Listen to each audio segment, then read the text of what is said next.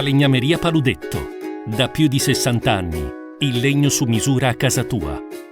Presidente Giuseppe Ruzza, giornata di premiazioni, quali sono state le cose che l'hanno maggiormente colpita della stagione sportiva 2022-2023? Sono stati sicuramente i risultati tecnici dimostrati dalla finale dell'Under 15 maschile con il Montebelluna e della finale maschile Under 17 del Campodarsimo. Questo a dimostrazione che la scelta di fare i gironi elite è sicuramente pagante, paga sicuramente.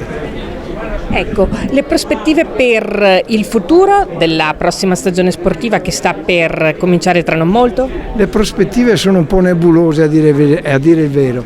C'è questa riforma dello sport che sembra dipanarsi un attimino, ma ci creerà dei problemi. Io credo che il compito del Comitato regionale sarà accompagnare le società per questi interventi e soprattutto sarà quella di creare un ufficio dedicato alle richieste da parte delle società.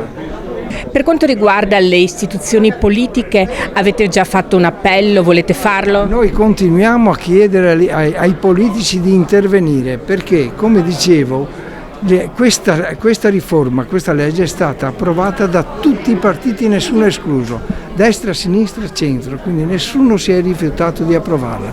Quando tu li incontri singolarmente, tutti quanti si dicono schifate da queste proposte. Noi stiamo intervenendo dicendo datevi da fare, perché noi come federazione ci stiamo lavorando dalla mattina alla sera e sinceramente siamo sfiniti, però abbiamo bisogno di essere accompagnati in questo dai provvedimenti del governo e i provvedimenti del governo stentano a venire. Anche perché tra l'altro il tempo stringe. Il tempo stringe perché il 1° luglio è domani. Noi sicuramente partiremo con la riforma monca, nel senso che ripartiremo con la riforma senza alcun correttivo, perché i correttivi sono in commissione. Questa è l'Italia, correttivi approvati dal governo, passati nelle commissioni parlamentari e una volta accettati dalle commissioni devono ritornare al governo, quindi sicuramente non prima del 20 luglio. Quindi noi partiamo con questa riforma monca. C'è da dire che il ministro Abodi proprio nelle dichiarazioni di ieri ha detto che stanno prevedendo anche delle esclusioni sanzionatorie per il primo periodo. Ci sarà un periodo di transizione finché non si entrerà a regime.